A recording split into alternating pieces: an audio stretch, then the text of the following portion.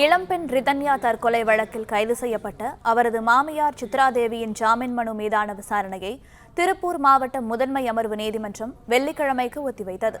இதுகுறித்த கூடுதல் விவரங்களை எமது செய்தியாளர் செந்தில் வழங்க கேட்கலாம். செந்தில், வணக்கம். இந்த வழக்கு குறித்த மேலும் விவரங்கள்.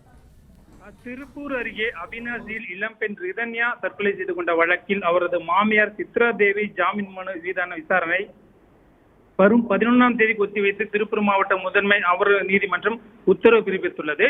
திருப்பூர் மாவட்டம் அவினாசி அருகே சேயூரில் இளம்பெண் ரிதன்யா கடந்த ஜூன் மாதம் 28ஆம் தேதி காரிலேயே விஷம் அருந்தி தற்கொலை செய்து கொண்டார்.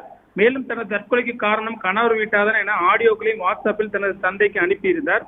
இது தொடர்பாக வழக்கு பதிவு செய்த போலீசார் கடந்த ஜூன் 29ஆம் தேதி ரிதன்யாவின் கணவர் கவின்குமார், மாமனார் ஈஸ்வரமூர்த்தி ஆகியோரை கைது செய்து சிறையில் அடைத்தனர். தொடர்ந்து தலைமறைவாக இருந்த ரிதன்யாவின் மாமியார் சித்ராதேவி ஜூலை 4ஆம் தேதி சேயூர் போலீசார் கைது செய்தனர். இதனையடுத்து கைது செய்யப்பட்ட கவின்குமார், ஈஸ்வரமூர்த்தி, சித்ராதேவி ஆகியோர் திருப்பூர் மாவட்ட முதன்மை அமர்வு நீதிமன்றத்தில் ஜாமீன் கோரி மனு தாக்கல் செய்திருந்தனர். இதற்கு ஆட்சேபனை தெரிவித்து ரிதன்யா தரப்பிலும் மனு தாக்கல் செய்யப்பட்டிருந்தது.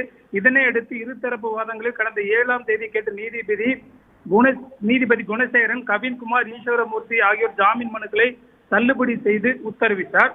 தொடர்ந்து இன்று விசாரணைக்கு வந்த ரிதன்யாவின் மாமியார் சித்ராதேவி ஜாமீன் மனுவை வரும் 11ஆம் தேதி விசாரணைக்கு ஒத்திவைப்பதாக ரிதன்யா தரப்பு வழக்கறிஞர்கள் தெரிவித்துள்ளனர்.